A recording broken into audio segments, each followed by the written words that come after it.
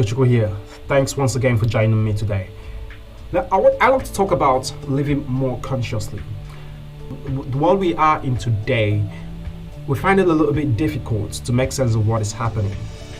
You would find that you would log into your Facebook or to your social media account or YouTube, and you want to watch a particular video, and you've gone down the line. You've gone on a downward spiral of watching many videos without even recognizing that you actually wanted to watch only one. And so that is a pointer to how much information that it is in the world and how much lack of control we have over this massive amount of information and our inability to make sense of the data that is in the world. And so it also speaks to our inability to manage our attentive mind, our attention, which is one of the greatest resources that we have, actually the greatest resource that you have. Because if you are able to learn how to manage your attention in a world that is characterized with a massive amount of data, you will know how to deploy that your attention into ends that will become profitable for you. Because the danger we find ourselves in our world today is we have this massive amount of data that is flowing towards us, but it's all of them are not really relevant to you. So you really have to distill. You really have to understand how to distill this information. You really have to learn how to focus on the most important ones that are relevant to your survival, to be able to make sense of what is happening and make better decisions in your life. So I want to talk about how to be more attentive, how to live more consciously, and how to make sense of this whole gamut of information that is flowing in the world. So let's talk about attention for a second. What is attention? I see attention as a spotlight. It's like a spotlight that focuses on information. And so where your attention goes, this spotlight goes. And where it goes, your energy and your focus and every other element in you flows. And so for you to be able to be productive in today's world, you really have to learn how to manage your attention. The reason why I say this is because take a look at how social media has taken over our attention. Take a look at how social media controls every aspect of your life. Every second you want to log into social media and find out what's happening. And it's not because this is a bad trait in us. It's only that the technology has allowed an instinct in us to become exponentially buttressed, to become even more conspicuous. That is what technology has already done. We before now always wanted to share.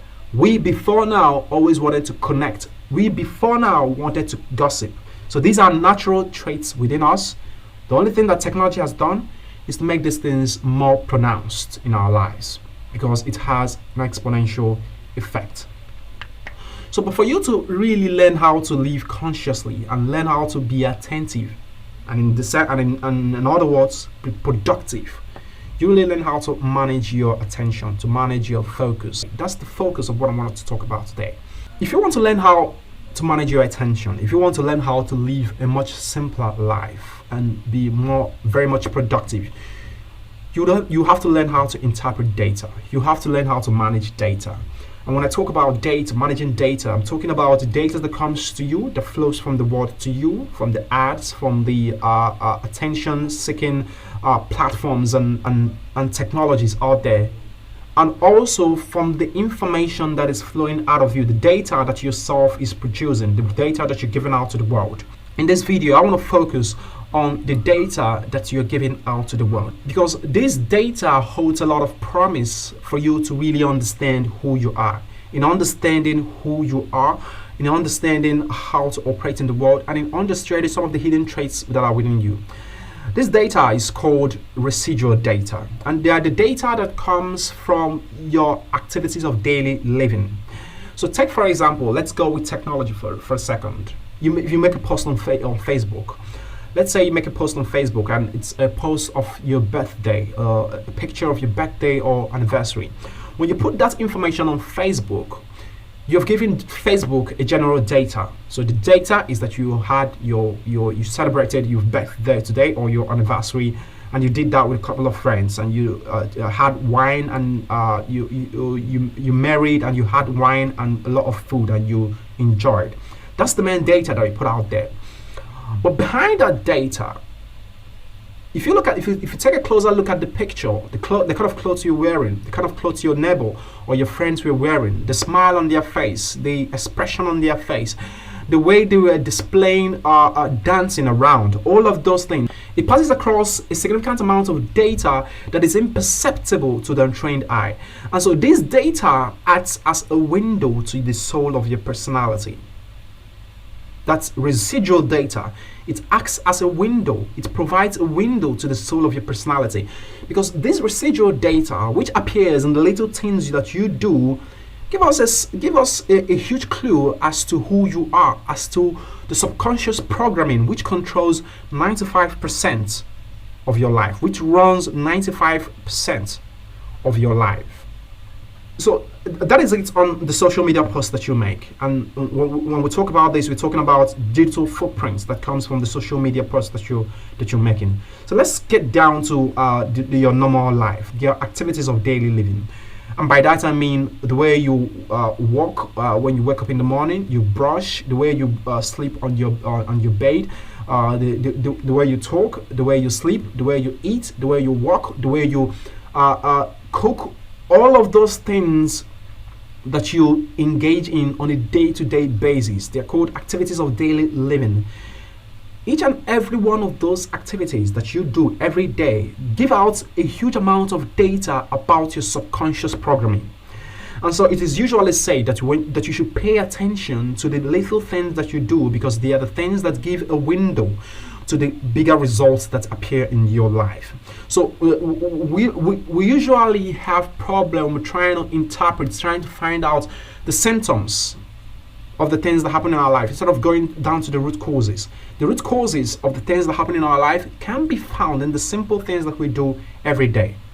And so when you have a bigger issue like divorce, when you have a bigger issue like smoking, or a bigger issue like obesity, if you really want to trace the source of that obesity, if you really want to trace the source of that smoking habit or that bad habit that you have, you could trace it down to the activities, to your activities of daily living, to the residual data that comes from the activities of your daily living.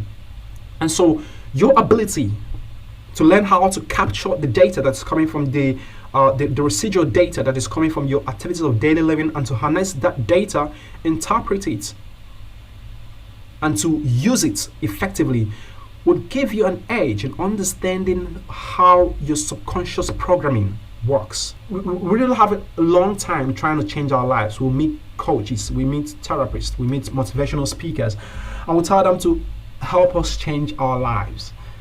And the illusion about all of these things is that no one else can help you change your life apart from yourself.